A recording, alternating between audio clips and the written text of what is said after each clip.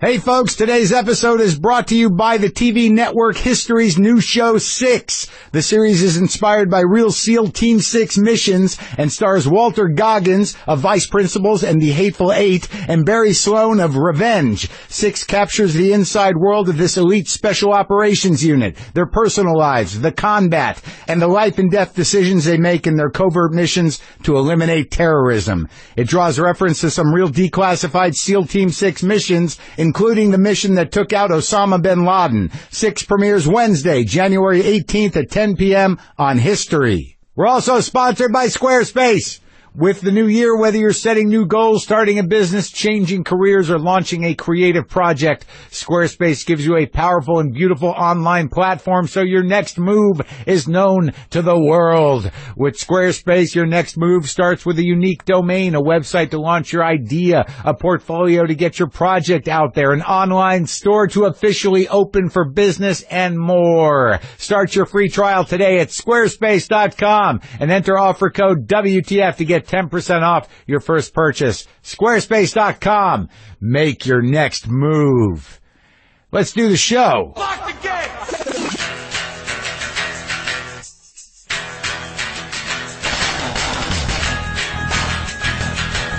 All right, let's do this. How are you, what the fuckers, what the fuck buddies, what the fucking ears, what the fuckadoodles? Yeah, threw a new one in there. What's happening? I'm Marc Maron. This is my podcast, WTF. Welcome to it. Martha Plimpton is on the show. And also I did a short interview with my friend LAURIE Kilmartin, whose new special, 45 Jokes About My Dead Dad, is on CISO.com. LAURIE and I go way back to the Bay Area. She's a writer at Conan O'Brien, always one of my favorite comics. And I like her company. And she's solid. She did a WTF a while back. It's good stuff. Oh, you know what I wanted to say? As some of you know, the Bruce Springsteen episode picked up a lot of traction. We obviously did some lifting for the cable news world. And he gets out there in this way, this clickbaity sort of way, where I don't know if people really engaged. I know most of you did, most of the Bruce fans did, and certainly people who listen to this show did, but what the clickbait diminishes and what, pulling a couple of quotes that Bruce made about Trump out of that interview is it sort of diminishes the scope and breadth of the interview. That was a very unique and compelling and deep conversation with a great artist that just gets caught up in this whirlwind of cable news bullshit. And, it's sort of like, I know a lot of people enjoyed it, a lot of people listen to it, but it bums me out because I hope that people go listen to it, and I hope they just don't respond to, the clickbait garbage or the segment. They go listen to the whole thing. It was a sweet hour with Bruce Springsteen. It's like a very memorable thing for me to go out to Jersey and talk to him. So I hope he enjoyed it. All right? I just picked up a copy of The Wild, the Innocent, and the E Street Shuffle. Is that what it's called? I didn't have that one. I listened to that the other day, and it's great. It's great going back into the old Bruce catalog. It's great. How's your mailing and shipping going? Is that going all right? How's it looking? How's the situation now that the holidays are over? Do you have things to return or stuff you forgot to send? Does your small business have a bunch of new shipments to send now that everybody's back in gear? Do what I do and use Stamps.com to take care of all your mailing and shipping needs. With Stamps.com, you can do everything you would do at the post office right from your desk and avoid the hassle of going to the post office altogether. Buy and print official U.S. postage for any letter or package using your own computer and printer the instant you need. Then the mail carrier picks it up. Just hand it to them. Look, buddy, I'm all set. Take it. And you save money because they give you special postage discounts. Stamps.com is only $15.99 a month. No long-term, multi-year commitments, no postage meters, and no markups on postage. Right now, sign up for Stamps.com and use my promo code WTF, and you'll get a 4-week trial plus a $110 bonus offer, including postage and a digital scale. Don't wait. Go to Stamps.com, and before you do anything else, click on the microphone at the top of the home page and type in WTF. That's Stamps.com. Enter WTF. Listen, the garbage people are coming. And by that, I don't mean there's some sort of weird army of pirates and evildoers on the horizon. Literally, the garbage trucks are out there. Thank God. You never know with the holiday thing. When are they going to come the day after? Are they going to come? When are they coming? I went to the doctor. Maybe that's what I should do. That's what I should do right now is tell all you guys who are like 50 or in your 50s who are avoiding the doctor because you have a fear of fingers, go get your yearly checkup. Don't die of something stupid.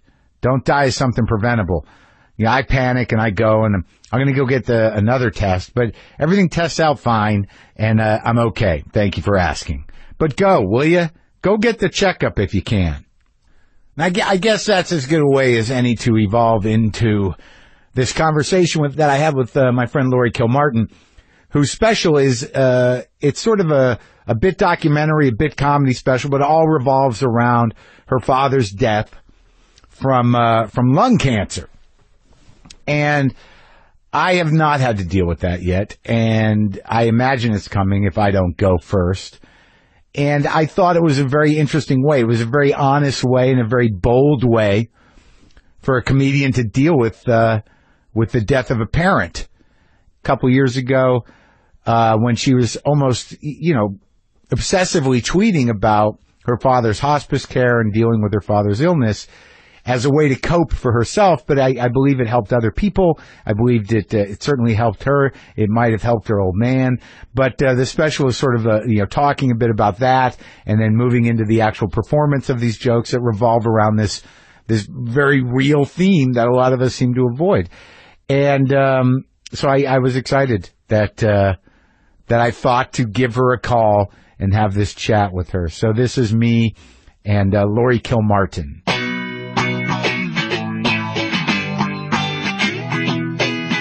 This special you did is like half doc almost, or a quarter doc. I think it's a third doc. A third doc. Yeah. And then like 2/3 would be the stand-up. Yeah. Stand-up. Yeah. And I watched it. You did? I did. I watched Thank it. you. I know you told me like I didn't have to watch it, but why would I do that to you? Well, because you're a comic. I would never want or demand or expect a comic to watch a comedy special. I know, but I know you. I like you. Yeah. It's not like you're some person that just shot me an email like, hey, just watch my special. I know, but still, And also, it's very compelling, the angle. Yeah, it's a little different. Yeah, it's called 45 Jokes. 45 Jokes about my dead dad. About your dead dad. Yeah. 45 Jokes about my dead dad. I didn't know what that was going to be, but it's really that. Yeah.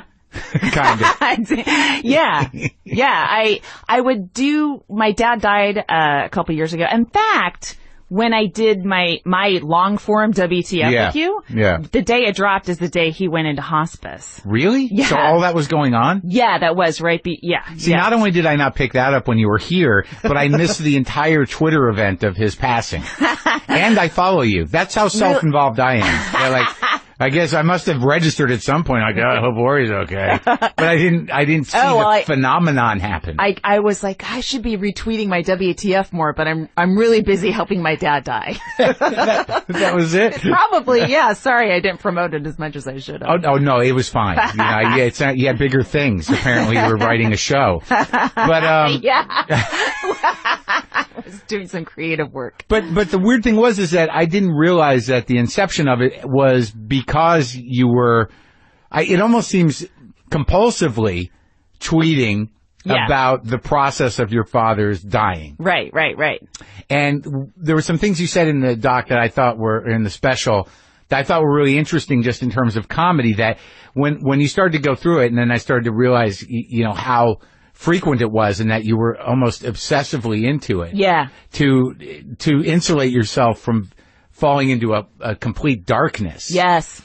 That it was serving you, and that there were some moral and ethical questions you had to ask yourself either during it or at least in retrospect. Yeah. But it really seemed that at the time, and people began to follow you because you were doing these jokes about him dying of cancer, that at the time you didn't seem to have a choice. No, and I was trapped in a house, in my house, my parents' house, with my sister, my mom, and my dad. It was just us, and he had a few visitors and stuff, but that's just enough to make you crazy, even if everyone's healthy. Right. But when someone's dying, then you're about to go off the deep end. So. Right. And he had lung cancer. Yes. And you knew that. So this was all the arc of it. Right. Like by the time he got to hospice care at his house, you knew you had moved through this process. Yeah, but you still don't think your dad's. You still think your dad's going to be that one guy that went into hospice and then beat it and then lived to be 100. Right. You still cannot fathom that person's going to be gone. And this is the first person that you've lost. Luckily, first big loss is pretty late in life. And how old is he? He was 83. That's that's old. That's a good run. Life. Good run. You can't complain. You can't. So, but So you thought that you knew he had cancer, and I imagine you were up there infrequently. Yeah. During it. Yeah. Checking pretty frequently, at least. Probably like every other weekend I'd fly up, and then on the phone constantly, recording all of our phone calls. Yeah. You were recording the phone calls? Yes. From the beginning? As soon as he got sick, I started recording everything. Why?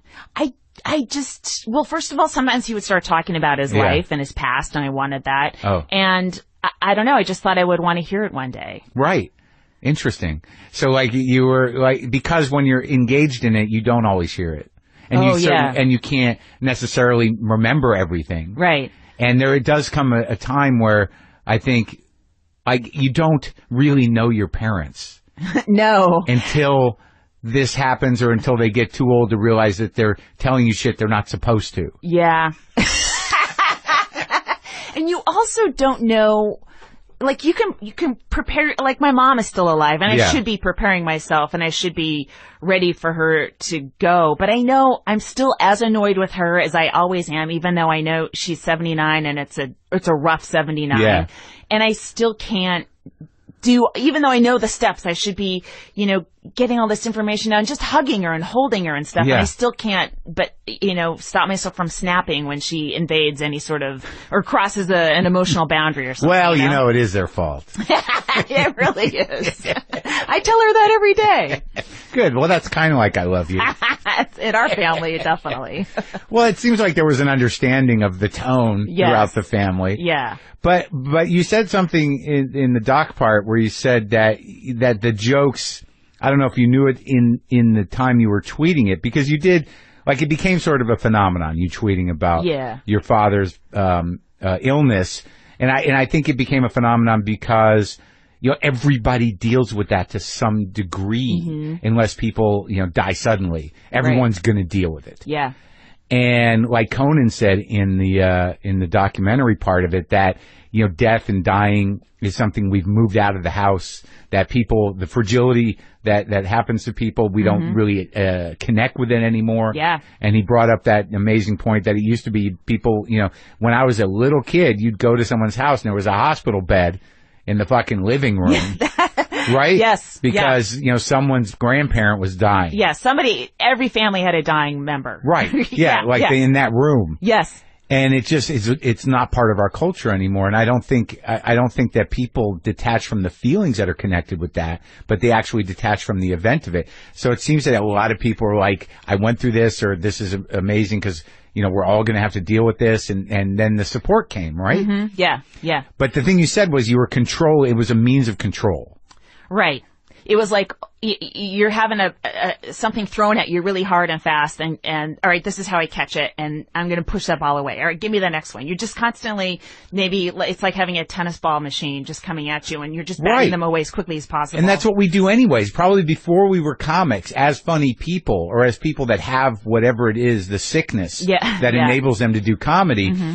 That's how we managed emotions or deflected emotions or dealt with anger or dealt with sadness. Yeah. Was to, get a laugh or at least frame it somehow that, we could be comforted. Yeah, and it's also more fun to do if the dating situation goes awry, right. All right, you crack your knuckles, let me have at it, 5 new minutes, Yeah. And so when you had a couple of those in there. Yeah, when it's something that isn't as fun to go through, it is, it's interesting to at least tackle it the same way as you tackle all the other crap that happens in your life. And when you were in it and when you were dealing with it, when he did come to the house for those 9 or 10 days, because I can't imagine it. And, I think about my own death more than anything else. Yeah. I'm very selfish that way. I know my parents are much older and they're, theoretically going to get it first, but I'm still a little preoccupied with my own health and concerns. But, it's natural. I guess.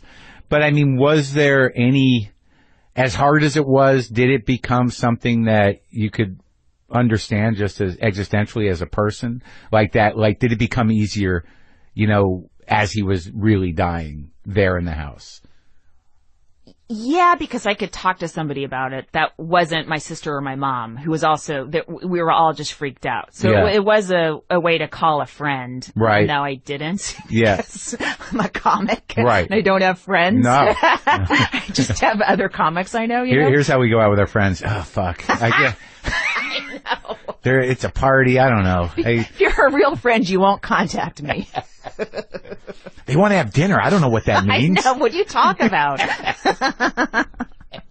It's so fucking sad. It is sad. Are we just going to sit there and I don't know. I don't know the guy she's with. I know. The couple thing. Anyway. Yeah. But outside of all the support you're getting from, strangers. Yeah. Which must have been comforting. Very comforting. And people were coming by and stuff. Yeah, my dad had a few friends. He had dog park friends, so they came by, and some family members came by. And he was conscious the whole time, for the most part. He was until the last day. He was. Yeah, yeah. So he a little high. Very high. Yeah, yeah. And he was like a war vet, a Korean war vet, and never complained. And we were supposed to give him morphine. He held out until his pain was at a 10, and then he started taking morphine all the time. So quite high at the end. Wow. Yeah, you talk about the morphine in the bits. Yeah. And then, but the interesting thing about the special is that, I guess you learned from doing the jokes, outside of the Twitter stuff, that there had to be some balance to where you didn't seem insensitive. Yes. Like you had to address the fact that you were grieving. Mm-hmm. And that this wasn't just these weird callous jokes. Yeah, it's weird. I mean, I sometimes I get angry when the audience doesn't go immediately down a callous path, What's wrong with you people? Do you have normal feelings? You want me to know I love my parents first before I tell you I want them to die? Or, what's wrong with you guys? Yeah. They don't assume that. Yeah, you do have to, you have to hold their hand a little bit. Well, there was some footage in there from when you were running the jokes. Yeah. And that moment, so awkward. I mean, well, yeah, because, what is it exactly? Explain it. This happened twice, and one time I had it on video, where I was in the middle of a regular nightclub set at a regular comedy club, and I have this little chunk on my dad I'm working on. He's already dead, and it's about him, whatever. And it's hard to go into. There's no regular material that sets you up for it really well. I have a kid. I talk about that. Yeah. Dating. Okay. Right. And my dad's dead. Yeah. It's Saturday night. What? Yeah. Wait, what are your dick jokes, lady? Yeah. What are you doing? Yeah. Right.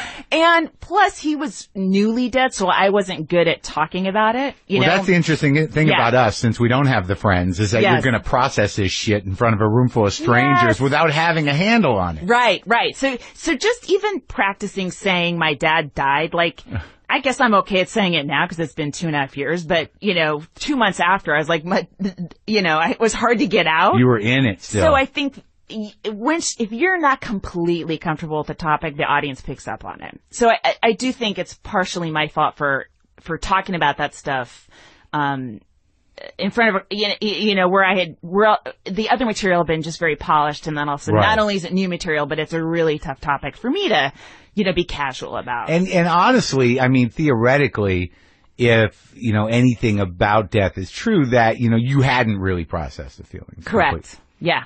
Right. And this was whether you want to admit it or not, this was how you were processing. Yes. Yeah. So you dragged people through. Paying customers. Some of them paid. A lot of them had Groupons and free tickets. Well, fuck some them. Of them paid. Yeah. But no, I know that experience only from talking about, not anything is bad, but when I was going through that divorce, where that was where I was doing it. And people were horrified. I had no handle on the emotions, the anger and the pain. Well, yeah, if you give them, 15 solid minutes, and then you take 5 for yourself, and then you give them the rest of the time. it should. I think it's still a good deal. Of course, but like and also with you is that you write jokes. Yeah. Like you sit, you have that control. Like with me, I'm just spewing. You're just spurting. Yeah. I'm just like maybe we'll land somewhere. So going into it, you were like, well, this is structurally sound. Technically, it's a joke. Right. Yeah. Yeah. It's not. I'm not going to cry at the end of this. Yes. That's not part of the plan. Yeah. So what did happen though? What were those two incidences? I saw. It was hard to hear what she said, but she said my mom just went into hospice, and I don't think this is funny. And so I just sort of talked to her a little bit, and then I ended up buying her a beer and climbing off stage and giving her a hug. And that turned out to be enough. Of course. This is Arizona. If you give someone a hug and buy them a beer, you're in good shape. But ultimately it's somebody who's like, not at the stage you're at, who's dealing with it. Mm-hmm. And I don't think they were being critical of you. There was just no way for them to see it as funny. Immediate emotional reaction. Right. And it was worse when I was in Seattle. I did a guest set, like a 10-minute guest set on a Saturday show. Yeah. Somebody else's show. I was just up there trying to work this stuff out. And, so it's a great crowd, and I was like, I'm doing this material no matter what. Yeah. Right. I got to work on it. I got to work on it. Yeah. And it's kind of working. And then, there was one joke, I ended up dropping it, but it was like some kind of cremation joke, and it went nowhere.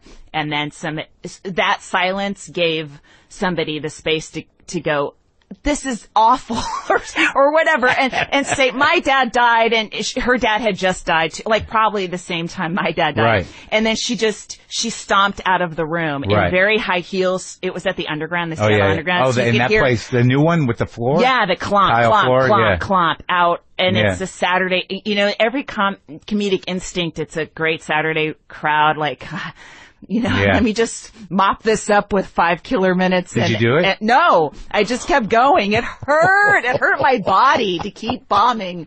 And it was so uncomfortable. And then she was clomping up the stair. Like it took her a minute to clomp out of the room. Yeah. And the audience, they could hear. And her son came up afterwards and apologized and said, I made up with him, I guess, but she was gone. Well, I mean, theoretically, that's, the appropriate thing to do would have been to clomp without talking. Yeah.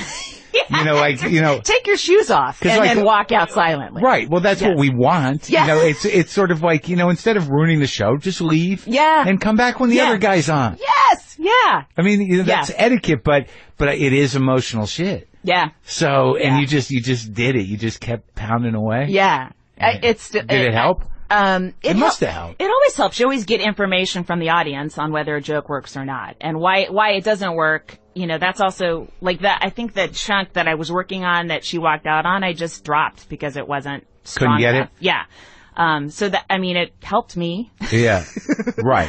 It helped you process your feelings? Yes. It helped me realize this path I'm trying with these jokes isn't going to work. So let me just pull up and work on the other stuff that is working, Well, it's interesting because watching the set and watching the stuff with your sister and Conan's there, and I'm always happy to see Kindler and Patton, who is post his horrible tragedy. Yes. And who else popped up? Your family. Yeah. Your and my sister, friend Cheryl. Yeah. Your friend Cheryl. Is that, once you're on stage, you can tell that, you set it up like this is exactly what it is. Yeah. And you're okay with it. Like you've processed your grief at that point. Yes. For the most part. For the most part. It's 7 months after. Yeah. It's still fresh. Yeah. And I look at it now and I think, that joke I tell better now, or I could tell better. Sure, of course. Yeah. Right. But you go out of your way to like, I think the jokes about you crying are really important. Yeah.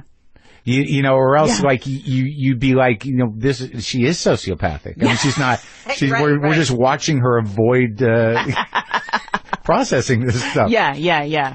Well, it's definitely a sort of groundbreaking special, and it's funny, and it was moving. And, now is it out? Thank you. It is out. It's on CISO. Oh, yeah. You're one of the crew that's doing the specials on CISO. I'm part of the CISO crew. Yeah. Oh, yeah.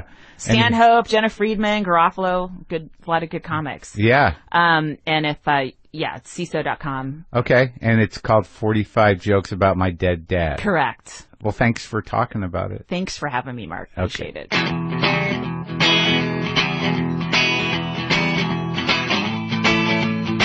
Okay. That was, I love her. And you can, as she said, you can get that special 49 jokes about my dead dad at CISO. Now what? We got Martha Plimpton coming up. Martha Plimpton, who I did not know, I had never met, but I was excited to meet her.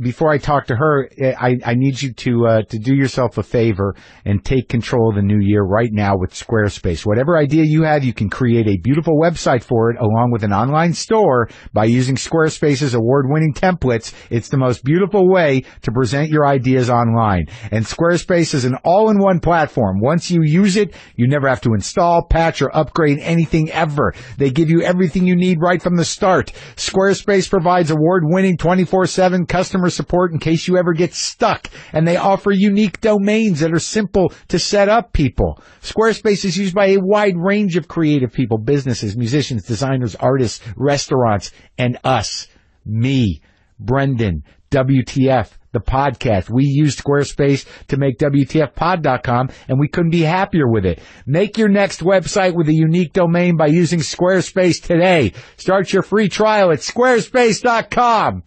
And enter offer code WTF to get 10% off your first purchase. Squarespace. Make your next move. I like how they switch up the taglines. Make your next move. That'll get you. I hope it's not to fast forward now. So anyway, Martha Plimpton is on the new ABC comedy, The Real O'Neills, which airs Tuesday nights at 9:30. 8:30 Central. But she's also been around a long time, like my girlfriend Sarah Kane. When I told her who she was, and then I pointed out who she was, a lot of times Sarah doesn't necessarily remember the name, but if I guide her to an image, or maybe hit a trigger with the title, like Goonies, the whole world opens up to her. She loves Martha Plimpton. Martha Plimpton was her ideal female archetype when she was younger, when you watched Goonies. And now Martha Plimpton is a seasoned actress, and I have to say, quite a New York character. It's always nice to talk to somebody who is. I'm gonna sneeze. Oh, it's not happening. It's such a tease, man. Just give me the sneeze. Give me the fucking payoff. Damn it. Not happening. So I'm always excited to talk to real New Yorkers, and Martha is definitely a real New Yorker, and we get into it. So this is me and Martha Plimpton.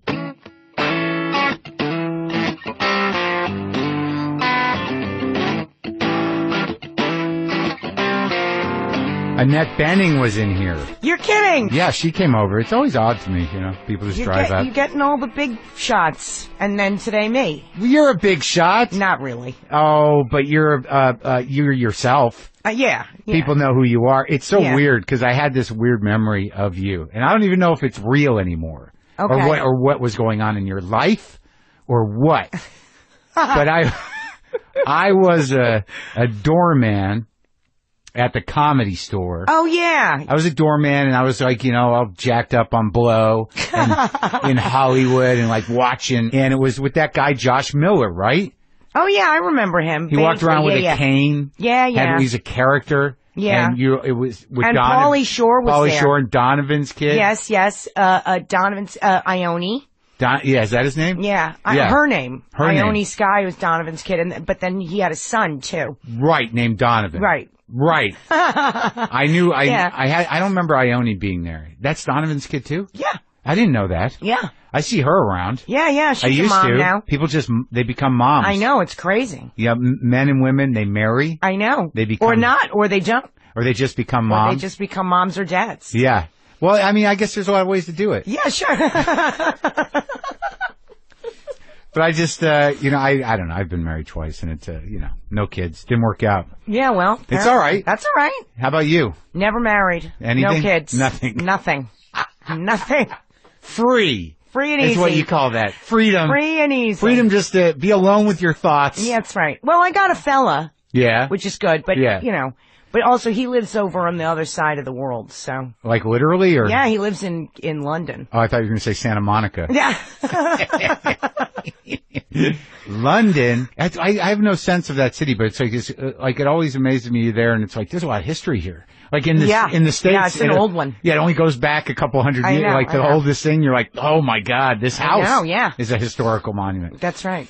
So, all right, let's go through the whole thing. Okay. Do you want to? Yeah, let's go. When you grew up in New York, do you still live there? I still live there. And you drove that car out here? No, I shipped it out.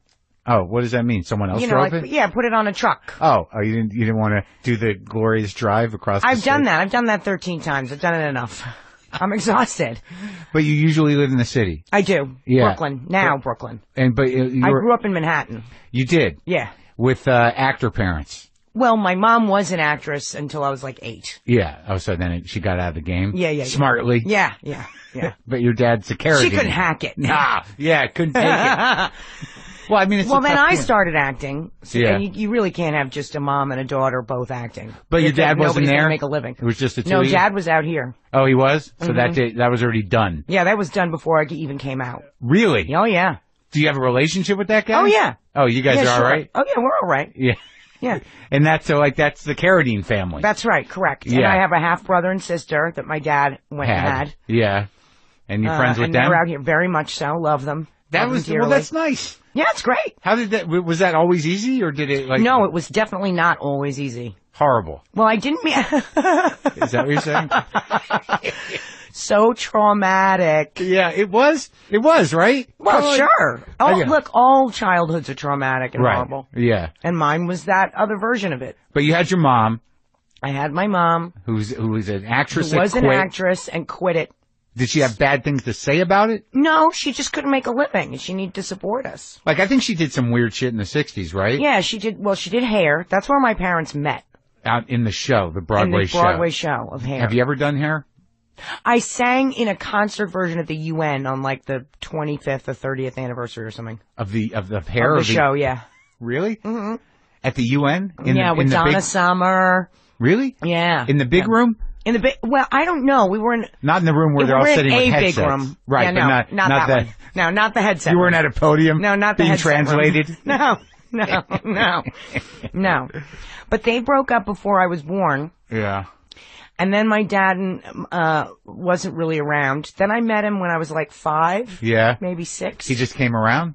Well, I think somebody called him and was like, you know what? You gotta get on this. Check in with the kid you had. Your kid's like almost an adult. You gotta call him. She's 5. Yeah. She's almost an adult. Yeah.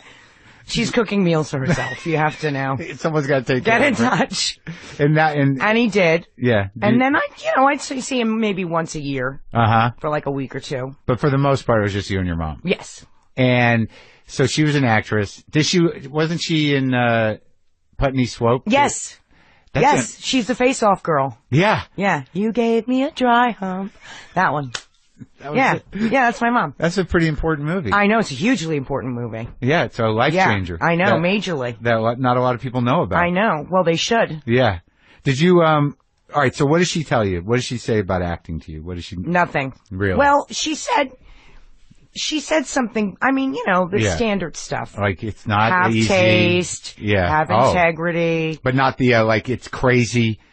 Don't throw your life away. I grew up around it. Everybody, and it was a foregone conclusion I was going to end up doing it. So your mom hung out with the crew, with the acting crew? Pretty well. All of our friends were actors. All of our friends were in the theater. All of them were in some way avant-garde-y. And, my mom used to do shows at, like, Top of the Gate. Oh, yeah. Remember, like, the Village Gate? Sure, I used to. There. Yeah, I used to do shows there. Yeah. They had the room upstairs and the little lounge room, and then the basement with the big room. That's right. The big concert room. That's right. The Lugoffs. That's right. And she used to do, like, these sort of avant-garde concerts with Liz Swados. And these sort of crazy sort of shows. So what was this, like the 70s? 70s, yeah. I'm born in 1970. All right, so you're, in the mid-70s, you're being taken out. Yeah. And seeing weird shit. And and hanging out with Liz Swados and all kinds of people singing songs with made-up words. Exactly. A lot of, like, weird movement things. Right, yeah. Like the woman who wrote, Liz Swados, who wrote Runaways, the musical Runaways. Right. So she, and you remember it? Sure. Yeah? Oh, yeah. And now, I imagine if you're seeing that kind of theater, why wouldn't you want to do it? Well, yeah, it's just what everybody's doing. Yeah. And it does, you can do anything. Yeah, you can act like an idiot. Does that exist anymore? Maybe to a certain degree. Sure. I mean, there's still a mama still there. But like, I wonder if that whole that arena of like just doing like crazy raw shit, performance art it's not as much around anymore. I guess not. I guess it isn't. Or if it is, I don't go see much of it. No. No. Take the time? No, I don't really take the time out. So when did you start working on being an actress? Like, what was that? Like, well, I didn't start working on it until later. But the first thing I did, I was 8. I did. Liz, again, she wanted to make a movie out of Runaways, out of her musical. Right. And because I was always around when my mom was working, she knew I liked to sing and dance and be a pain in the ass. And so she put me in that. Yeah. And then the following year when I was 9, she put me in her show, The Haggadah. Jewish show. How did I figure that out? Yeah, I'm like so quick. That's right. She wrote a musical about the Jews fleeing Egypt, and obviously the story of Passover, and Julie Taymor did all these puppets. Yeah. And there were these big giant masks people wore. Remember the guy playing Moses had a big giant Moses head. Yeah, the Moses head. Yeah. That makes an impact when you're young. Yeah. The Moses head. Yeah. So I did, and that was at the Public Theater, and that was my first real show.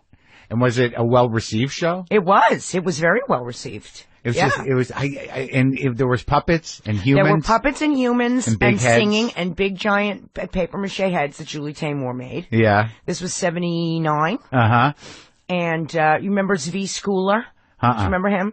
He played the rabbi in one of the, Woody Allen movies. I'm trying to remember. Probably Annie Hall. Yes, he's in Annie Hall. He plays the rabbi in that. Oh, really? For like a second. Yeah. When we did that, he was about 125 when we did that. Perfect age. Biblical. Yeah. Yeah. So I did that, and then I just kept doing plays and stuff for a while.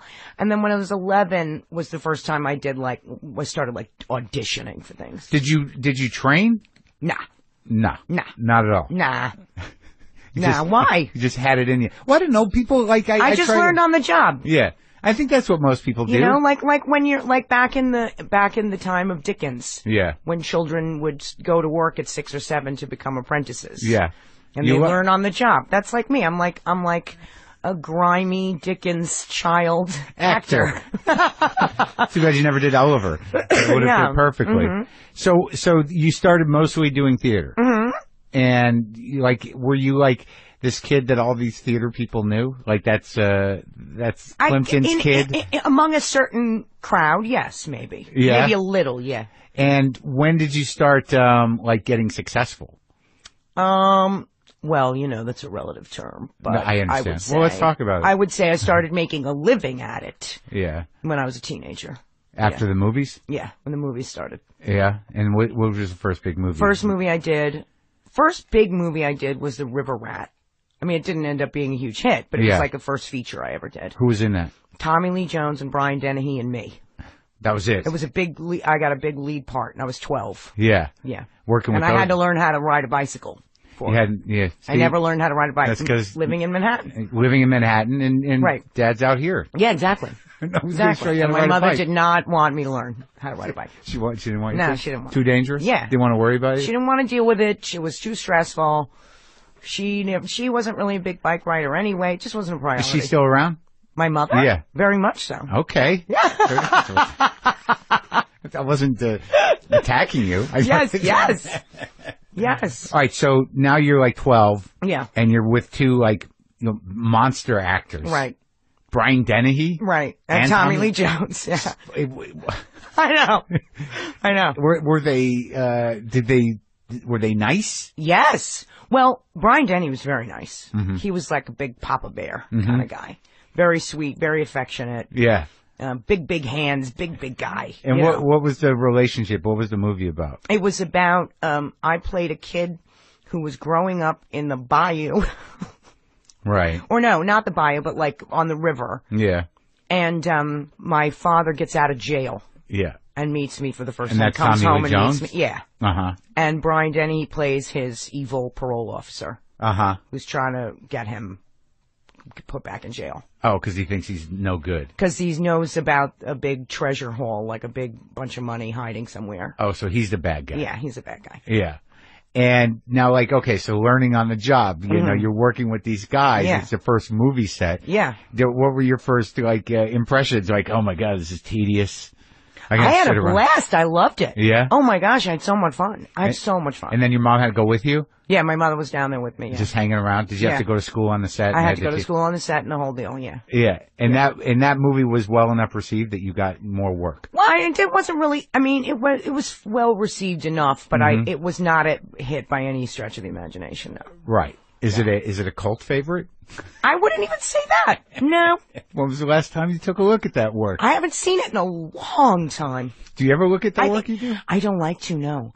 I think I'm not probably very good in that, although I was 12, so I got to give myself a break. Yeah, but you also probably had that spunky kid charm. Exactly. That was a tomboy thing. Yeah. That was sort of like your hook for a while. Yeah, not too self-conscious yet. You know. Yeah. That was the thing. Well, that was back when we had tomboys in movies. You don't have that anymore. They're not? No, we don't do tomboys anymore. Haven't you noticed? I don't know if it was, I was really paying attention in that way. No, in the 80s, remember androgyny was kind of like a normal fun thing. Sure. Girls, there were a lot of, like Mary Stuart Masterson. Right. Right? Yeah. You know, like the short-haired, smart, kind of street smart girl. You don't have those characters anymore. No? No. Why?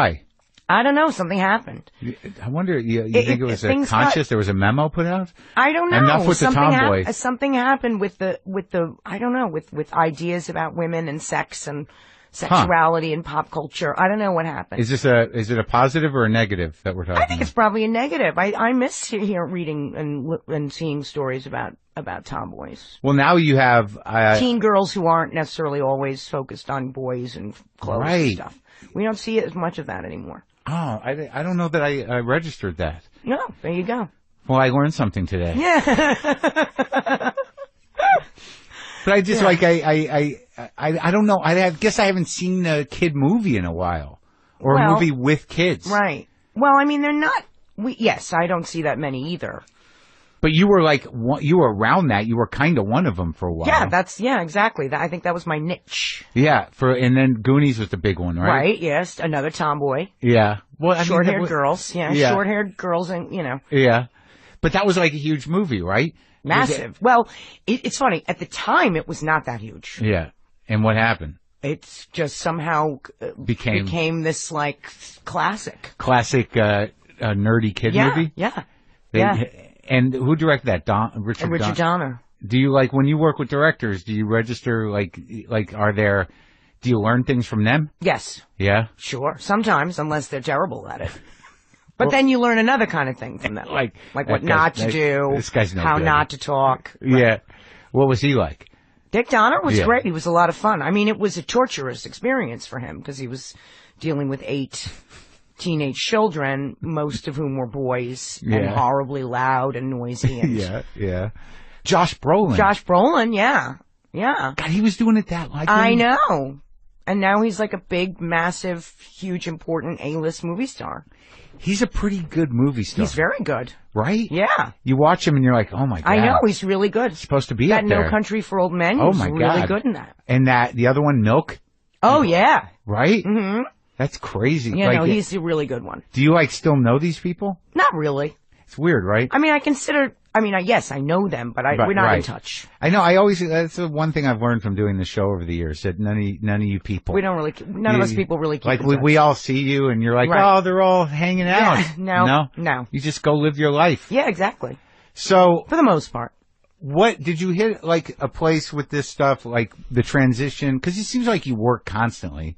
Or, a lot. Thank you. Right? Yeah. You're like a working actress person. Yeah. But when did the sort of spunky tomboy thing, when did you transition? Late teens, early 20s, I stopped getting work in movies. Did you panic? No, I was annoyed. I was pissed. My ego was wounded. Yeah. But I didn't panic, no. I kept working. I kept doing plays. I'd do some indie movies here and there. And then I started doing more television guest spots, really. And then in my 30s, movies completely dried up. Yeah. Nothing. And I haven't made a movie. I think I've been I've done a couple of small parts in maybe a handful of movies in the last 15, 20 years. But you did like a lot of television. Tons. But let's talk about theater. Yeah. Because I like talking about theater. Me too. Because that's like the real deal. In a way. Well, because I just got done, shooting a show for 3 months, a TV show. Mm-hmm. And like the one thing I noticed, I'd never done it before. I'd done my own show, but I had not done a part. Right. Is that the waiting to act. Yeah. It's kind of daunting. I mean, like I never realized that part of the job was you might have to sit around for 10 hours. And you have in a movie particularly. Right, you have to manage your frustration, right, your resentment, right, your energy. Right. To do your appetite. Fuck, I have to... Because you could just graze and graze and graze. So it never stops. Fatty, yeah. You get this crafty pudge. That's right. That's right. Like you're just watching people on set go, like, I gotta manage this. It's like John Lithgow says, when TV makes you fatter, theater makes you skinnier. Because you're jacked all the time. And there's not a table out there. That's right. You get what you get in your dressing room, whatever you ask for. And if you're going to eat a big meal before the show, that's a bad idea. So usually there's like, you're eating smaller meals. You know what I mean? And then afterwards. You're and then during the show, you just sweat it all out. Right. Yeah. You just have the melon slices. That's right. Or whatever's in the dressing room. Right. Whatever's in your rider. Right. The veggie plate. Yeah, they don't provide that anymore. No? No, you got to get your own food in the theater. No. Maybe on the first day they give you bagels. Oh, really? Yeah. But after that, it's up to you. Oh, because you're there every fucking night. Yeah. So when did you start doing real theater? Well, that was the whole time. I mean, really the whole time. Really? Yeah. And that was in New York? Yeah. So you were really or regionally. I worked a lot in Seattle. I worked Seattle rep a bunch. Does that mean you just take residence there? No, I mean at the time my mother was living out there. At the time she was actually married to the guy who ran the theater there. What age was you then? I was in my late teens, early 20s. So you're doing these movies, making a little bit of money, then that dries up and I go to do the plays. Now, what do you find, like, it's interesting to me that you really had no theatrical training. You just figured it out. Yeah, it was just grew up around it, like I said. Yeah, but you got it, like, there's, like, you must have some sort of natural propensity towards it. What'd you do up in Seattle? Which shows? I did a bunch of them. I did a couple of world premieres of Wendy Wasserstein plays. I did Heidi Chronicles and Sisters Rosenzweig up there when they premiered. Did you work directly with Wendy when you were premiering these shows? Oh, yeah, sure. Yeah, she was there. Those are funny plays, right? Yeah, they're very funny plays. And she was phenomenally funny, wonderful, warm, sort of jolly laughter. You know, she had this really jolly laugh. And this Jewish stuff. Yeah, sure. Jewish stuff, yeah. Well, you could do it. I could hear it. Like this. Well, I'm raised by Jews, so I'm a little bit like. Is your mom Jewish? I'm like the Tarzan of Jewishness. Right. You're like right. You were raised in the Jewish forest by Jewish wolves. Right. That's right. On the Upper West Side. Right. Well, you can hear it. Like I didn't know you were so New Yorky. Yeah. Like you can hear it in your voice. You got that. Yeah. That's me. Yeah. Is your mom Jewish? No. Oh, they were just around. My father's very excited that he recently learned we have some Jewish ancestry. Oh, really? Yeah. Dutch Jews. Yeah. Did you ever look at your did you ever kind of like look at the sort of the legacy, the Carradine thing? Sure. Like your grandfather? Yeah. Yeah. You never met him though. Oh, right? yeah, I did. You did? Oh, sure. I met him a bunch of times. The original Carradine. Yeah. He was like OG. Yeah. He was in what were the big movies? He played Grapes of Wrath. Yeah. But then he became like big in the B movies, like monster movies. Like he played Dracula a lot, Bluebeard. He did a lot of movies with like Bela Lugosi. Yeah. And how old is he when you remember meeting him? He was in his late 70s. So he's conscious. Mid to late 70s. He was still conscious and spunky. Yeah. Yeah. He was always very sort of smart, sort of interesting, sort of dark, dramatic figure. He was, he was a Shakespearean. He was a part of a touring Shakespearean theater troupe for a long time. Were you proud of that legacy? Very. Super proud of it. Yeah. And your dad and your Uncle David. Mm-hmm. And then there's another one, right? There's Bobby. Robert. Yeah, Robert, yeah. He was in that Sam Fuller movie, the Big Red One. That's right, Big Red One, yeah. He's great in that. Yeah. Yeah, that's a great movie. It is a great movie. Oh, yeah. Wasn't it like his Sam Fuller's And they did last the Long movie? Riders together. The Long three of them. Riders. Yeah. All the Carradines. All the three of them, and then it was the Quaid brothers. Right. And then it was the, come on, Waiting for Guffman. Help me. A Guest. Christopher Guest. Look at the Guests. The two brothers, they were in it. I should watch that again. I should too. Yeah. Like it, cause all right. No, my dad's in some pretty great movies. Oh, dude. McCabe and Mrs. Miller is the best movie. Yeah. Yeah. All those Altman movies. That's right. Nashville. Yeah. Altman loved him. Yeah. And then he was in that Alan Rudolph movie. Yeah, he did a lot of Alan Rudolph movies. And, right. The Moderns. Yeah.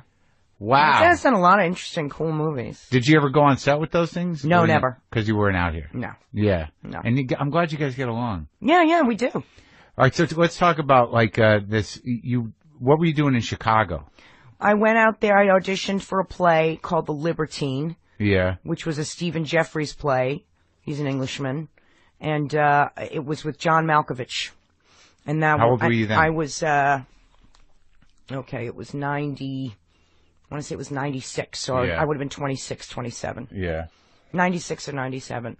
And, so I auditioned for that and I got the job. I was very, very, very excited because it was at Steppenwolf. Yeah. And it was a big part. You'd grown to respect Steppenwolf. Oh, very much so. I mean, I remember when I was younger seeing that they had filmed True West, remember? Sure. With Sinise and Malkovich. The original True West. And Laurie Metcalf, yeah. Yeah. It's interesting that they definitely define some sort of very edgy, that's right. Angry, very 70s, engaged, style. Into the 80s, though, really, right?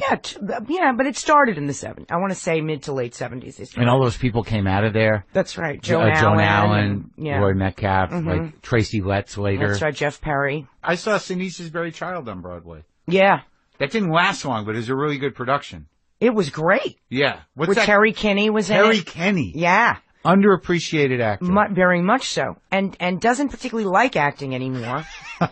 I think he's a friend of mine and he has said, that he has reached a point, and this is something I completely get and understand, that the stage fright has won. Really? And so now he directs. He's got a show now at Lincoln Center that he's just directed. A theatrical director. Yeah. Richard Greenberg play. The stage fright got him. Yeah, that's what he says.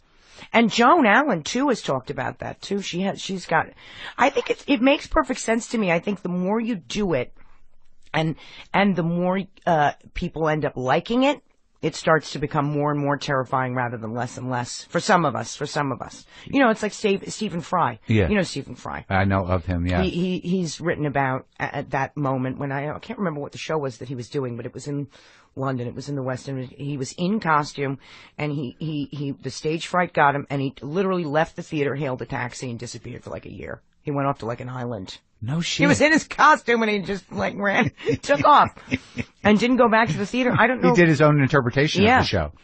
Yeah, and he's finally come back to the theater, but it took a long time. And that's something you experienced? I experienced stage fright in an intense way. Yes, I totally relate to that.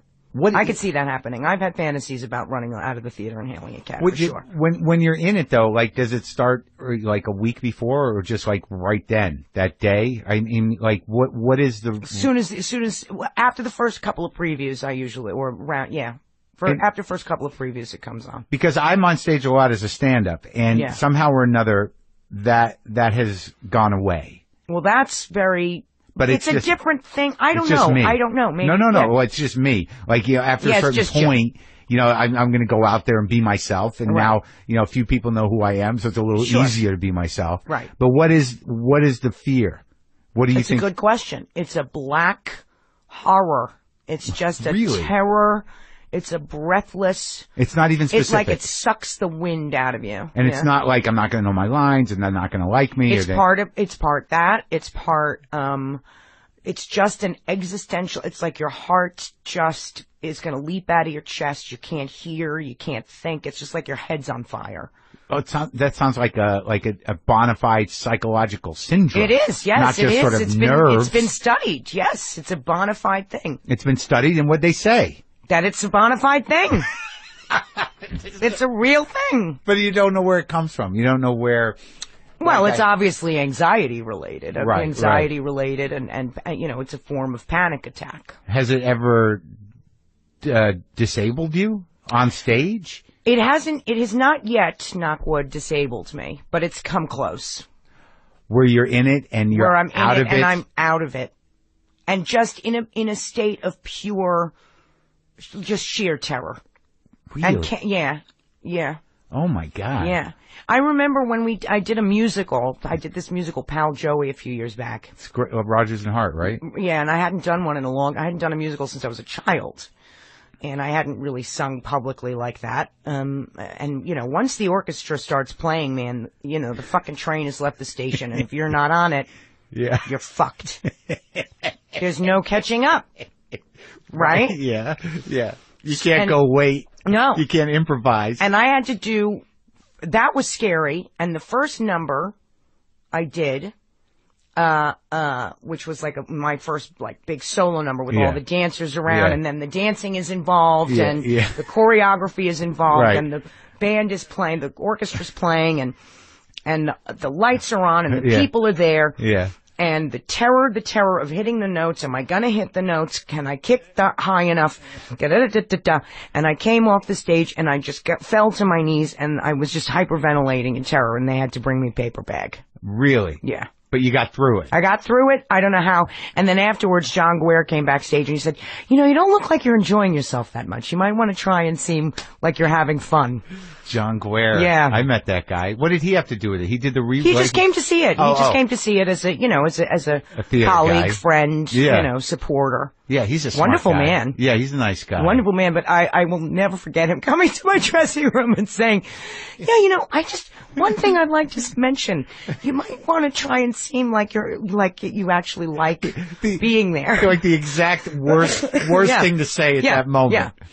Yeah. But then you pulled it together and got through? Somehow, yeah. I got a Tony nomination, which was nice. I don't know how the fuck that happened. Somebody was having an off day.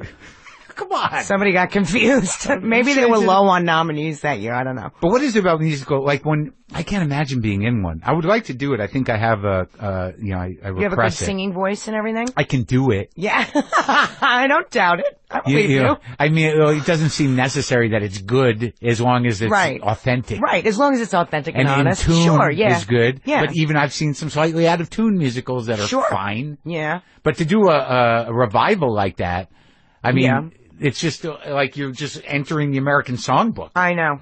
Daunting. Yeah. Daunting. But fun. And then I had to, in that show, I had to do that song Zip. Yeah. Which Elaine Stritch did originally. Oh, really? And it's one non sequitur after another. So it's like and it's the most impossible song to learn. It's fast? I don't know the song. It's not terribly fast, but it's just one sort of that period, sort of contemporary reference of the time. Yeah. So it's like Bob Dylan's "It's All Right, Ma." Yeah, and it goes on, 30s. And it goes on. It's seemingly forever, and it was the only number in the show that I did completely by myself, and in front of a curtain, 3 feet in front of the people. And every night I got out there, and exactly that would happen. My head would go up in flames, and it would just be my head was just a ball of fire for the 3 minutes that it went on, or 4 minutes that it went on, and then I would come off stage and cry or swear or, dry heave. Huh. And move on. So it'll be a while before I do another musical.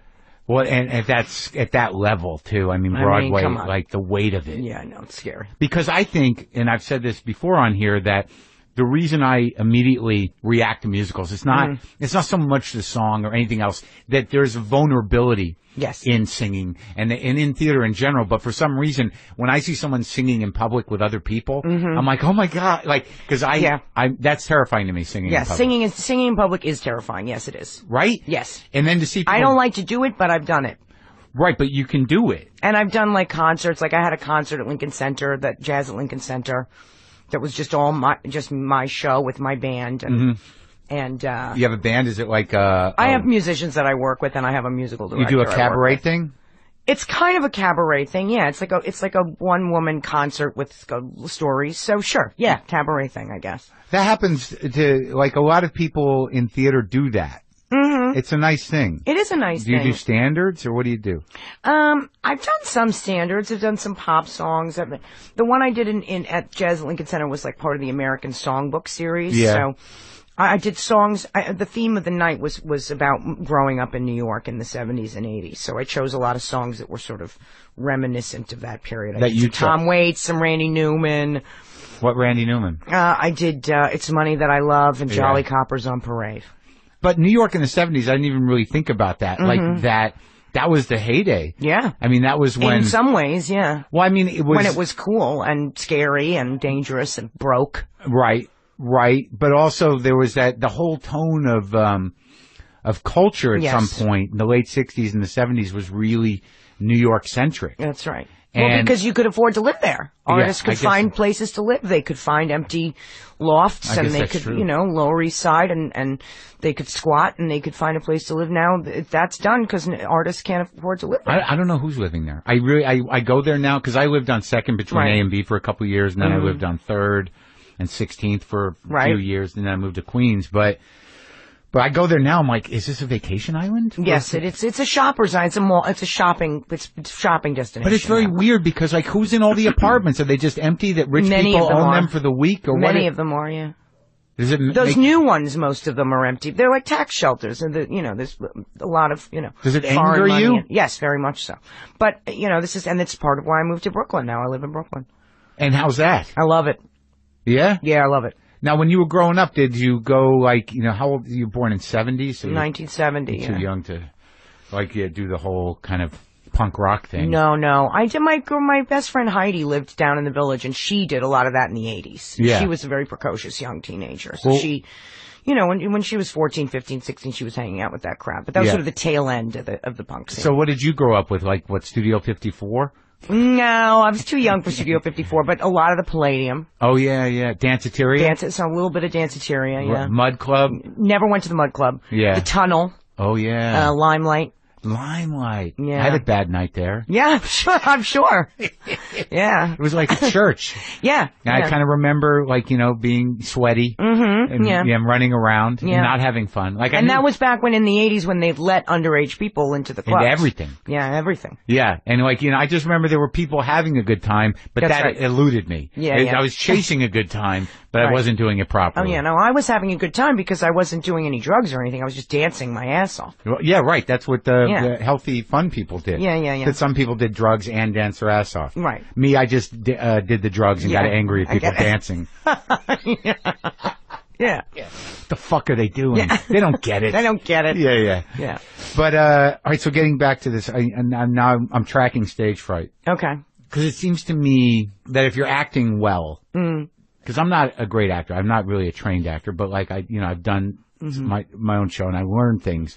But I was really, I was having these moments where I'd be having a scene with somebody and I'd be moved by their performance. Yeah. And I was reacting to it inside. I'm like, oh, she's really doing a good job. I'm about to cry. Yeah. And they're and I think it was appropriate for the character, but if you're that available, that's gotta be part of it. Not that you're going to be rejected, but just that the emotional exhaustion that is about to happen. Right. No? Yes. I mean, I think that's a big part of why I think getting to my age and a lot of actors who do get to my age eventually stop wanting to do it. Really? Would like to retire from public life and just put this on the back burner and just not do this. It's exhausting. It's tiring. Is it rewarding? It takes a lot. Still? I mean, is it not It's a relative term, rewarding. I mean, it's rewarding when it's over. But But the adulation is not enough after a certain point. No. That makes it harder. Yeah. The adulation, I mean, I don't know, maybe there's a neurotic part of this. It's also the more people like it, the less you sort of are motivated. But then I imagine that plays into this sort of I'm tricking them, I'm a fraud. Right. What, sure. You know what I mean? What are they thinking? Yeah. We're doing this every night. Right. Suckers. Right. And now, now then you're some sort of emotional criminal. Right. Right. Yeah. But I guess it is relative that if the process is not, if you don't love it.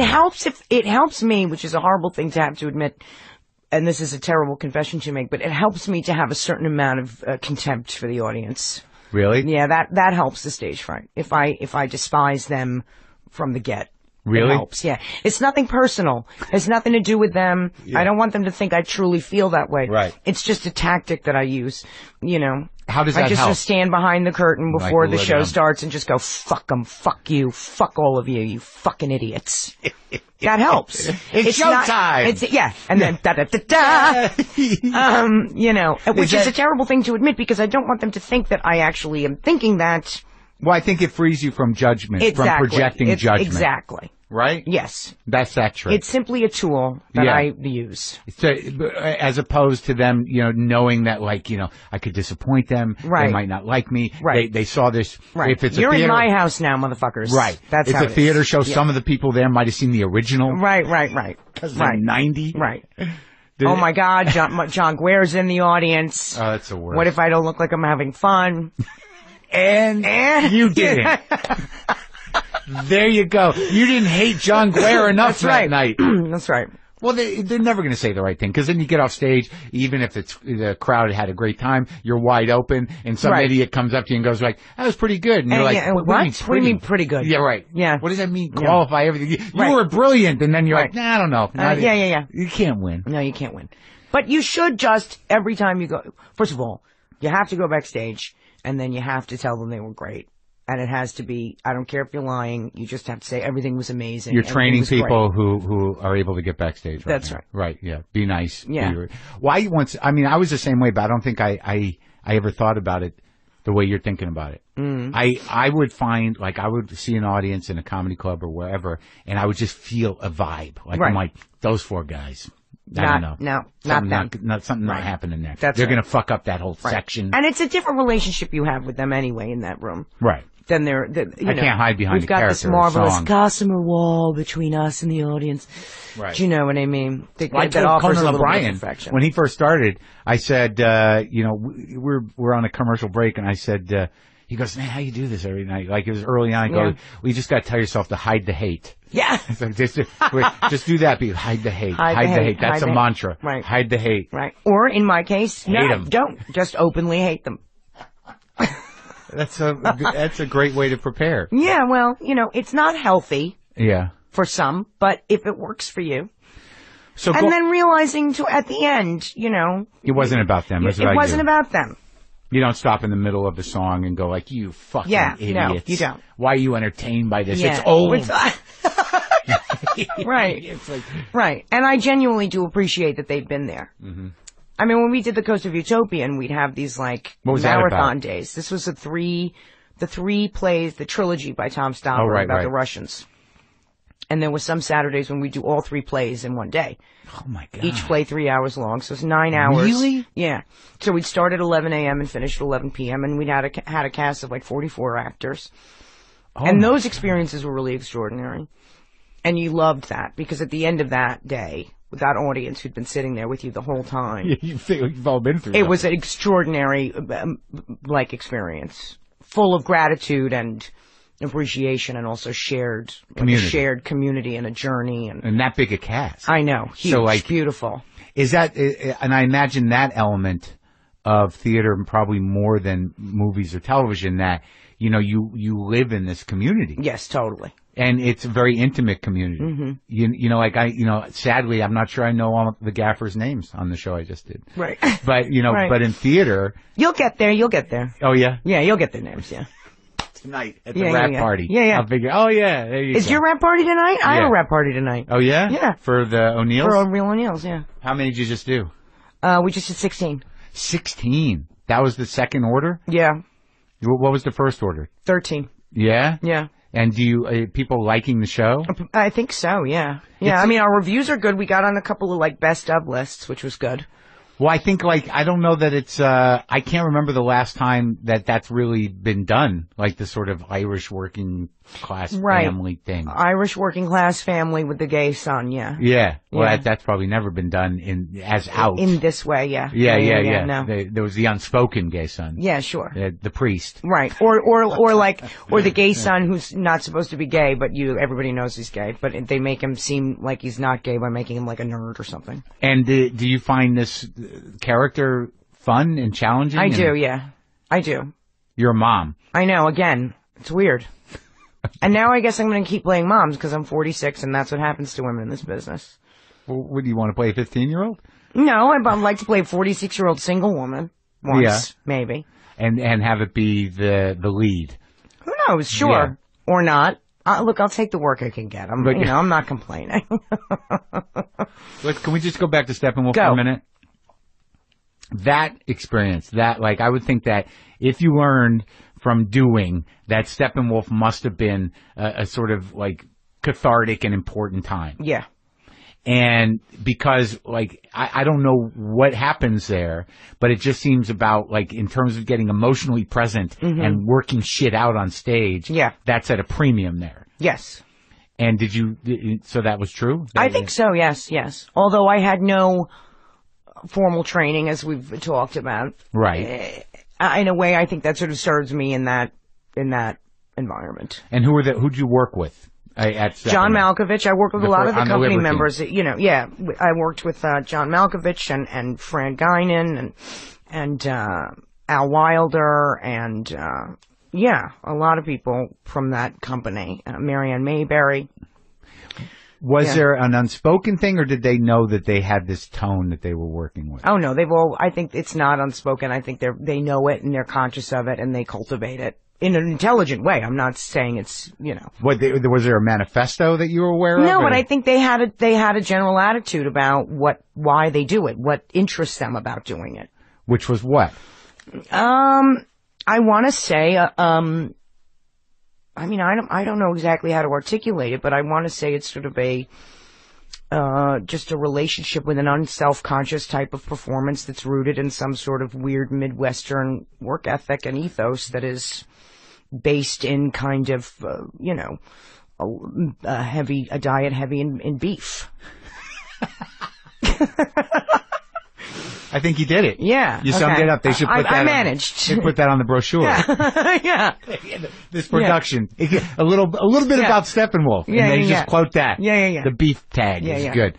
So you were there for what? How many? Did you live in Chicago? Well, when I was working there, yeah. For months on end? When I did the shows there, I was there for 4 or 5 months, and then I went back a couple of years later, and I did Playboy of the Western World there, the Irish thing, and that's when I joined the company. That's when I think now you're a New Yorker. It took me years to realize and to accept that Chicago is definitely a great city, and it's its own city. Yes. Because when you spend time in New York, you compare everything to New York. Right. And there's not very much that compares to it. But after going to Chicago over the years, I'm like, this is its own thing. I love Chicago. Great. I love it. Yeah, that's where I'd go if New York fell into the sea, which it's looking more and more likely will happen. Culturally or otherwise. Precisely. Yeah, literally or culturally. Yeah. Yes, exactly. I don't know what's going to happen there. I don't know how New Yorkers are reacting to the emperor living there. Not well. Not well. We're not enjoying. None of us can believe that this douchebag we've known about since the 80s. Yeah. We've all known. Yeah. We've all known him this around. Guy. We've seen him around. He's been in the papers. Yeah. We know what an asshole he is. None of us can believe he's a president now. Yeah, and now he's the king, and he's in the middle of Manhattan. He's the king. He thinks he's a king. Yeah. He lives in his ugly, tacky building that was despised from the day it went up. Yeah. And now he's ensconced there like some kind of... It's just like this giant middle finger. Grotesque. Yeah. It's just like a giant turd. Yeah. Just a polished turd. Yeah. Blocking traffic. The traffic is worse than ever. It took me 3 hours to get to the airport the other day. No. 3 frickin' hours. From Brooklyn? No, from Midtown to JFK. Because of Trump congestion? Because of Trump-related congestion. Trump-related traffic? Yes. Trump-related... well, they shut down, a section of Fifth Avenue. Then they shut down a section of 56th Street. It's ridiculous. How do you feel... He better pay for that. Yeah. He's so rich. He'll find someone else pay for it. He's so rich. Yeah. How are you feeling about heading into this? In terms horrible. Horrible. Now the fight becomes, intense again. It's intense and also beyond anything that's ever been. Way beyond anything that's ever been. Right. I mean, this is a horror, an unspeakable horror that we can't even predict how awful it's going to become. Right. In a matter of minutes. Yeah. It's a tsunami. Yeah. It's a tsunami of horror. Yeah, I'm finding myself very, whatever obstacles you overcome personally. Yes. Is all sort of now it's overshadowed. Yeah. There's dread. Yeah. There's terror. Right. That you can't even have that breath of I'm doing okay. Yeah. I'm like, oh. No, you can't. No, everything. The personal thing and then the rest of it. Right. I'm feeling simultaneously paralyzed, enraged, depressed, anxious, furious. Do you have any sort of hope or confidence in the arts to counter this? Because I know that there was some sort of we didn't do very well preventing it, so I'm not sure. So because there was this initial kind of aggravated, optimistic reaction that punk rock is gonna. But when you really think about it retrospectively, even the art in the 80s, right? It did raise cultural awareness, but what is its real power to push back? I mean, ultimately, pushback has to be organized, communities and minority communities. That's right. And real sort of action. And concepts of protest are different now than they were then. Well, I don't know how activated the youth is. Well, we'll see, but it's hard to be, in this sort of atomized world where information, culture,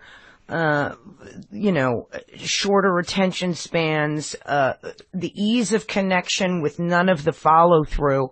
Do you know what I mean? Sure. Twitter and all that bullshit. Right. Everybody's saying, "Oh, Twitter's the new way of revolution." No, it's not. No, it's not. No, it's not. Revolution's the new way of revolution. That's right. Exactly. It's like bodies in the street. Yeah. Hopefully, stand. And we'll be there. I'll be there on the 21st. I'm going to march along with everybody else and do my best. Yeah.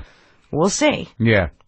I don't. But I'm still in a state of every morning I wake up going, "Oh my God, Donald Trump is the president of the what? Yeah. What? Yeah.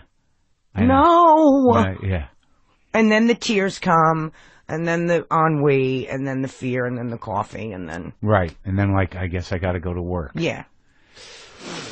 It's weird because it seems like work is somewhat the one thing that kind of keeps you from falling completely down the hole. Yes.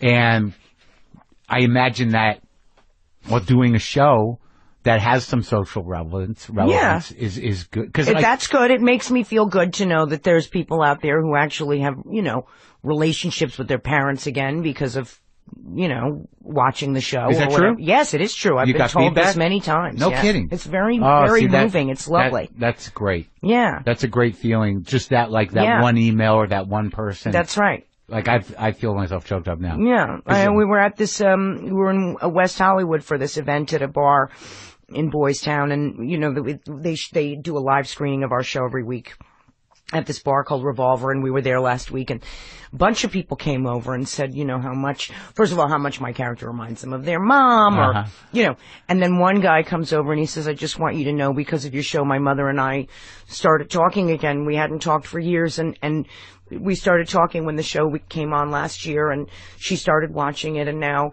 we're friends, and she gave me away at my wedding to my husband." I mean, where else that's an incredible thing. Yeah. So we have that. But that's not nothing. It's not nothing. It's huge. And it's like at this, and I think, looking into the next 4 years, that's what we have to do. Yes. That, because I've said it before, that what the popular vote means is that we have to watch each other's back, that we're not some sort of weird cloistered minority. No, we're not. We're the majority. Right. And now we've got to figure out how to keep culture and humans acting fucking properly. That's right. And being decent. Decency. Oh. Oy. Right? Mm-hmm. You didn't think that was at risk, but it becomes at risk pretty fucking quickly. That's right. Well, I knew it was a risk because of these assholes for the last 8 years being indecent. I mean, that's what they do. Right. I was... But not empowered. I was, exactly, but now they are. Right. And that's the part. Yeah. Oh, the indecence one. Yeah. So, how'd the new season go? It went really well. Yeah? Yeah, really well. You like the scripts? Who's writing I love the scripts. It's Casey Gettinger and David Windsor, Casey Johnson Gettinger and David Windsor, and then a wonderful stable of brilliant, very smart people. Staff writers? Yeah, a lot of them. There's like 19 of them. It's crazy. And how'd you get the gig? You just auditioned? No, amazingly, I didn't have to audition. Can you believe that? Yeah, I couldn't. Your thing. I couldn't believe it. Dan Savage. Well, it's loosely based on Dan Savage. Does he have a credit on it? He does. Oh, that's Executive great. Producer, yeah. Really? Yeah. I love him. I love him too. I love him too. He's not around that much anymore. He's kind of taken a back seat, but his producing partner Brian Pines is there all the time, so Dan called me. Dan Savage called me up, and we have a relationship, a little bit of one. We sort of like a little bit of from when you were in email Seattle? Friendship. No, just from our work as activists in our various fields, and we've had conversations before. I've been on his podcast, yada. And he called me up and he said, "I want you to play my mother, or the woman based on my mother." And I said, "Well, yeah, okay, I'll see you there. When what time?" Yeah. And wait, what network's it on? ABC. So it's like that. Yeah. It's America. I know, it's crazy. And it's wonderful. Yeah. It's on a night with we got the Blackish. Yeah. We got the Fresh Off the Boat with an Asian family, Asian American family. I feel like they're just, and now, ABC now has the first black woman running the network in their history, who's a fantastic woman. They have an interest, I think, in actually sort of, obviously it's network television, It's got its commercial appeal and all of this, but they're making a strong effort to actually tell stories about a diverse cross-section of people, I think which I appreciate. It's an amazing thing because great. The power is still, network television still means something. That's right. Despite whatever the media landscape looks like. And that's when like what happened when the guy came over to me the other night. It was like, oh, wait a minute. This is a real thing. This, no matter what happens during the day, when you'll read the scripts and you go, I'm not sure about this joke or that. In the end of the day, which is an expression I hate, but I've just used it, people are moved by these things. People's lives are changed by these things. You come into their house and you become a part of their world. It's wild. Yeah. It's wild. And also that generation of people who's not, on Amazon. That's right. Necessarily watching, whatever. That's right. Which is kids and old people. Uh-huh. Right. That's right. Those are important. That's right. And how's this experience television-wise, versus you did a long time on Raising Hope. It was great. Yeah. It's a completely different experience. Right. Greg Garcia, whom I love and would work with again in a heartbeat, is a much more sort of centralized showrunner and creator, and has his hands in everything. Yeah. And you really feel Greg Garcia. Do you know what I'm saying? Yeah, working for him. And I love working for him. This is different, and there's a larger staff of writers. There's a sort of a triumvirate of showrunners, and it's a little bit more, sort of spread out between them. And the show itself, I think, is more, even though there's a lot of risks taken, and it's, I think in some ways it's more family. It's sort of a little more, maybe a little more conventional. Right. Because the delivery system has to be, understood. That's right. You don't exactly. want there's a generation of people you don't want to tune in and go what's happening? That's right. Yeah. They still out there, those people. And it's ABC, and the other one was Fox. Yeah. Well, that's great. Yeah. So you got a rap party tonight? We got a rap party tonight. Where's your rap party? Downtown. Yeah. Ours is somewhere else. Hollywood. Where are you shooting mostly? ABC, Disney. Okay. It's great. Out here in Burbank? Yeah. Okay. I love it. And they've built all the sets. And it's great. I love that about show business. Does that excite you? Do you have? I love it. I love a lot. I love working on a lot. Yeah. I really do. We shot Raising Hope in a warehouse in way, where they used to make the porn movies. In the valley? Yeah, way out there. It was just a warehouse, like a converted warehouse. Now we're on a lot, and I love being on the lot. You gotta go Disney through the lot's gate. Beautiful. Yeah. You get your little badge. Yeah. I love that. And then the guy at the gate. Yeah, exactly. Yeah. It's like, just the like commissary. driving on, I love that. I love it. Yeah, it's like studio. Yeah.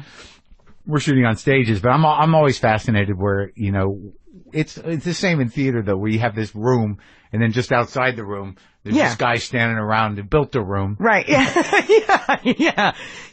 And then when you walk into the room, it's like a magic space. Right. It's magic space. Exactly. Yeah. It's so exciting. Mm-hmm. So what do you do now? Are you going to go back to New York? I'll go back to New York. I'm going to Edinburgh for the New Year. Then I'm going to go to London for a little while, see my fella. Yeah. Edinburgh. Yeah. For what? For New Year's, for Hogmanay. Oh, really? Yeah. Just for fun? I'm going to take in my mom. I'm going to meet my guy. And then I'm going to come back here. I bought a house out here, Mark. What the heck? Yeah, I bought a house out here.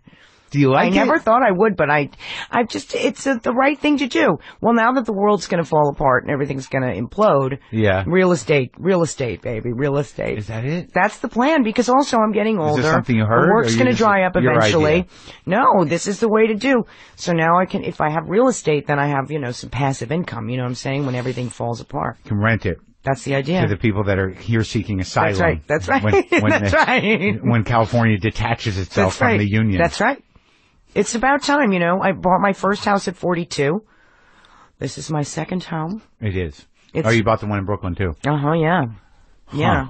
Thank you, television. Thank you very much for helping me to become an adult. Yeah, very good. Yeah, this is the first one I bought. And then like, for me, though, I can't understand why people buy other ones. Like, they're leaving this place, but I have the cats, they're comfortable here. Right. Well, I see, I don't have cats. Mm-hmm. No, but I mean, having them in different places is one thing. But the idea that, like, I live alone. Mm-hmm. And I have a second bedroom that I don't really know what to do with. I have a closet in there. Right, and my records. That's good, yeah. But like, the idea is like, well, you should get a bigger house. I'm like, no. That sounds... You're fine. You don't need a bigger house. Right. I need to fix this one, though. Yeah. But you like California now, though. I have a lot of family here, and I'm friends. used to it. And I do. I mean, when I was a kid, I didn't like it so much. Now I enjoy it. I think as I get older, it's more of a retirement community type feel for me. It's like, you know what I mean? Yeah.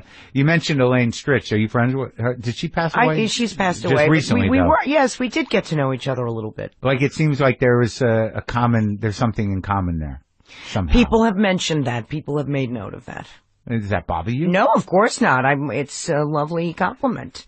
She was a little nuts. Right. I like to think I'm maybe not quite as time. high maintenance, but I'm getting there. Yeah.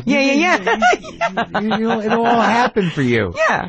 So when you're out here, you spend time with your siblings? Yes, I see my siblings. I see my family. And you like the weather? I enjoy. It's weird how you come around to LA. You do. You come around to it. Like when you're in New York. I like the Huntington Gardens. I like to go stroll through the beautiful gardens. My girlfriend does that like 3 times a week. Yeah, it's really, she's really a member. Nice. Yeah. Me too. I'm a member. I love it. I'm probably going to see you there when she is able to drag me out there.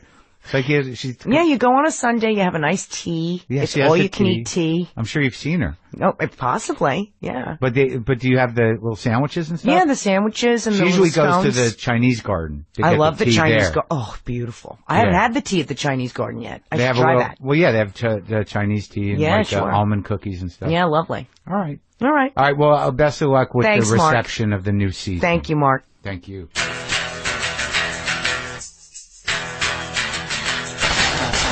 Spunk, courage, attitude, New York. Again, the Real O'Neills is on Tuesday nights, 9:30, 8:30 Central. And thanks again to History's new show 6 for sponsoring us today. The series is inspired by Real SEAL Team 6 missions and stars Walter Goggins of Vice Principals in The Hateful Eight and Barry Sloan of Revenge. You'll see the inside world of this elite special operations unit, everything from their personal lives to combat. They've used some real declassified SEAL Team 6 missions to develop the stories, including the Osama bin Laden raid. 6 premieres Wednesday, January 18th at 10 p.m. on History. You can also go to WTFpod.com for all your WTF Pod needs. Order a poster, check my tour dates. I'm heading out. A lot of dates coming up. Toronto sold quick. I guess I got some fans in up there in Canada. Canada. Yeah. No sneeze.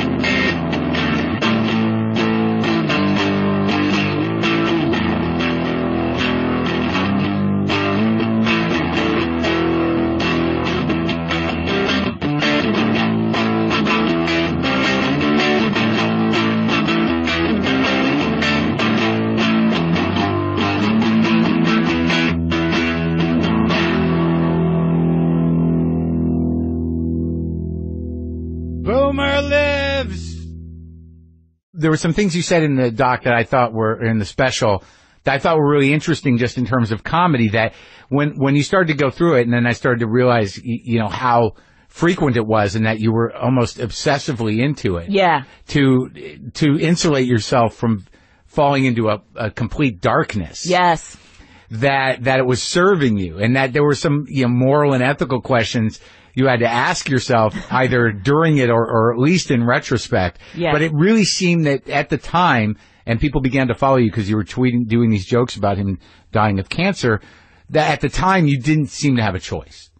No, and I was trapped in a house, in my house, my parents' house, with my sister, my mom, and my dad. It was just us, and he had a few visitors and stuff, but that's just enough to make you crazy, even if everyone's healthy. Right. But when someone's dying, then you're about to go off the deep end. So. Right, and he had lung cancer. Yes. And you knew that. So this was all the arc of it. Right. Like by the time he got to hospice care at his house, you knew you had moved through this process. Yeah, but you still don't think your dad's going to be that one guy that went into hospice and then beat it and then lived to be 100. Right. You still cannot fathom that person's going to be gone. And this is the first person that you've lost.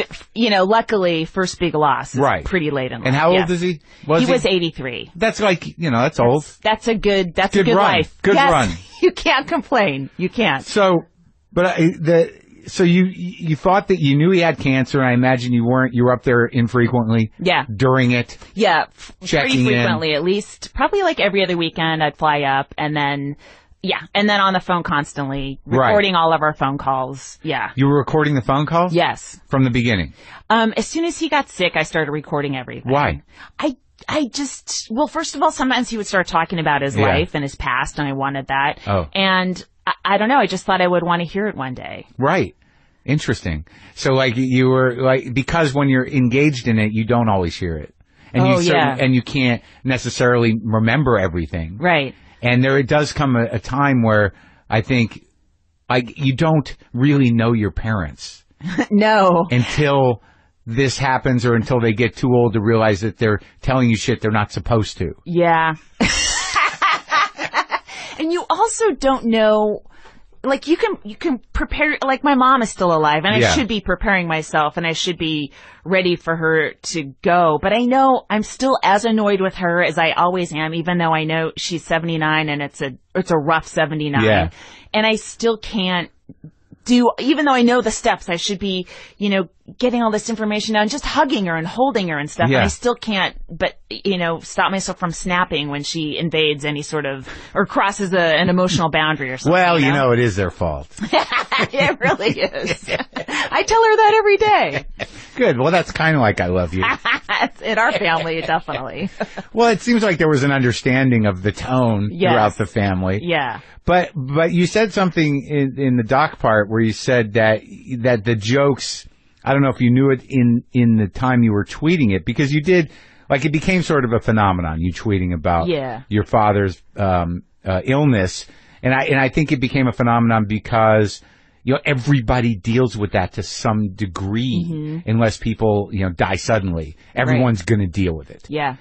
And like Conan said in the documentary part of it, that, death and dying is something we've moved out of the house, that the fragility that happens to people, we don't really connect with it anymore. Yeah. And he brought up that amazing point that it used to be people, when I was a little kid, you'd go to someone's house and there was a hospital bed in the fucking living room.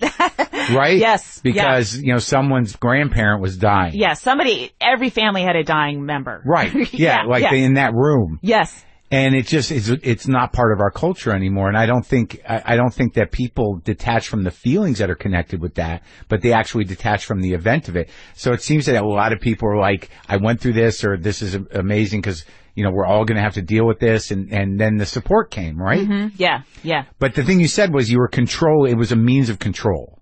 Right.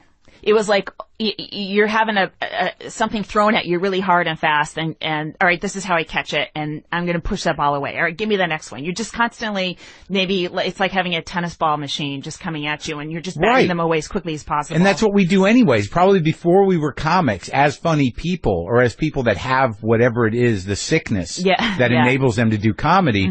That's how we managed emotions or deflected emotions or dealt with anger or dealt with sadness was to, get a laugh or at least frame it somehow that, we could be comforted.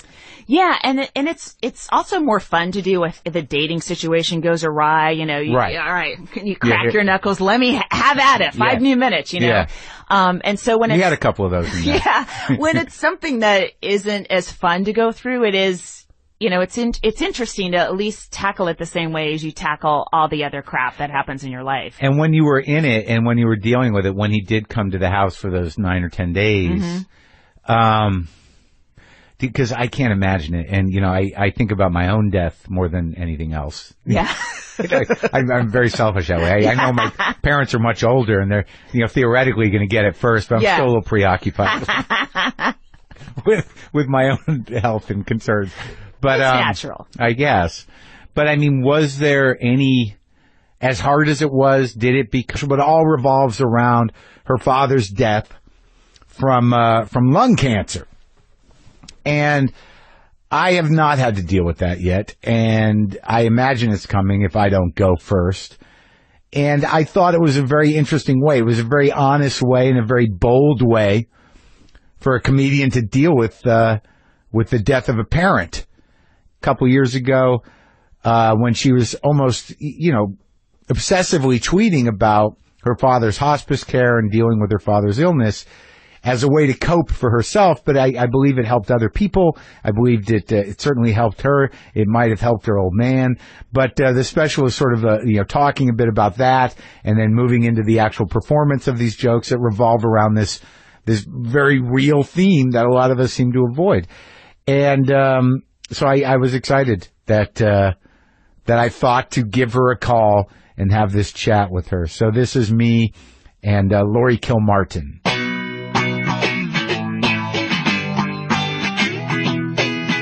This special you did is like half doc almost, or a quarter doc. I think it's a third doc. A third doc. Yeah. And then like 2/3 would be the stand-up. Yeah. Stand-up. Yeah. And I watched it. You did? I did. I watched it. Thank you. I know you told me like I didn't have to watch it, but why would I do that to you? Well, because you're a comic. I would never want or demand or expect a comic to watch a comedy special. I know, but I know you. I like you. Yeah. It's not like you're some person that just shot me an email like, hey, just watch my special. I know, but still, And also, it's very compelling, the angle.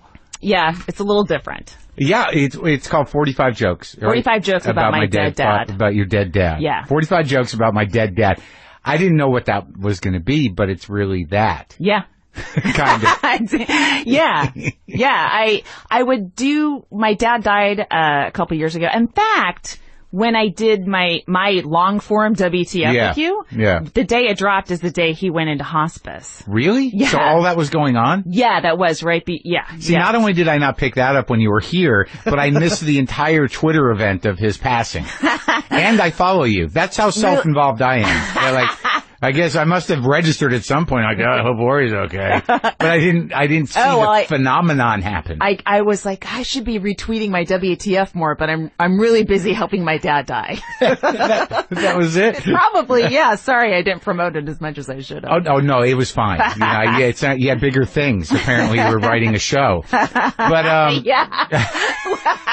I was doing some creative work. But the weird thing was that I didn't realize that the inception of it was because you were, it almost seems compulsively tweeting about the process of your father's dying. Right. And Hey folks, today's episode is brought to you by the TV network History's new show 6. The series is inspired by real SEAL Team 6 missions and stars Walter Goggins of Vice Principals and the Hateful Eight and Barry Sloan of Revenge. 6 captures the inside world of this elite special operations unit, their personal lives, the combat, and the life and death decisions they make in their covert missions to eliminate terrorism. It draws reference to some real declassified SEAL Team 6 missions, including the mission that took out Osama bin Laden. 6 premieres Wednesday, January 18th at 10 p.m. on History. We're also sponsored by Squarespace. With the new year, whether you're setting new goals, starting a business, changing careers, or launching a creative project, Squarespace gives you a powerful and beautiful online platform so your next move is known to the world. With Squarespace, your next move starts with a unique domain, a website to launch your idea, a portfolio to get your project out there, an online store to officially open for business, and more. Start your free trial today at squarespace.com and enter offer code WTF to get 10% off your first purchase. Squarespace.com. Make your next move. Let's do the show. Lock the gate!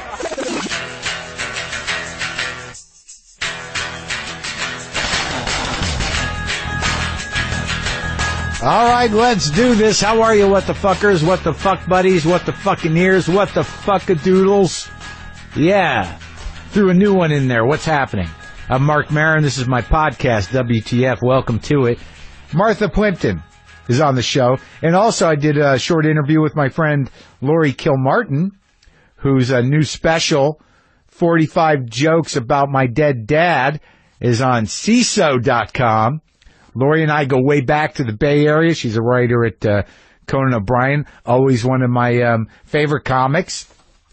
And I like her company. And she's solid. She did a WTF a while back. It's good stuff. Oh, you know what I wanted to say? As some of you know, the Bruce Springsteen episode picked up a lot of traction. We obviously did some lifting for the cable news world. And he gets out there in this way, this clickbaity sort of way, where I don't know if people really engaged.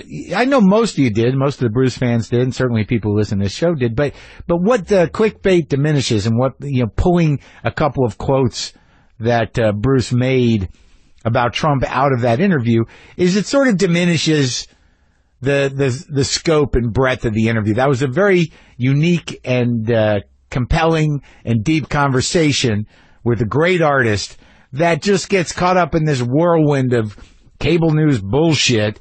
And, it's sort of like, I know a lot of people enjoyed it, a lot of people listened to it, but it bums me out, because I hope that people go listen to it, and I hope they just don't respond to, clickbait garbage or the segment. They go listen to the whole thing. It was a sweet hour with Bruce Springsteen.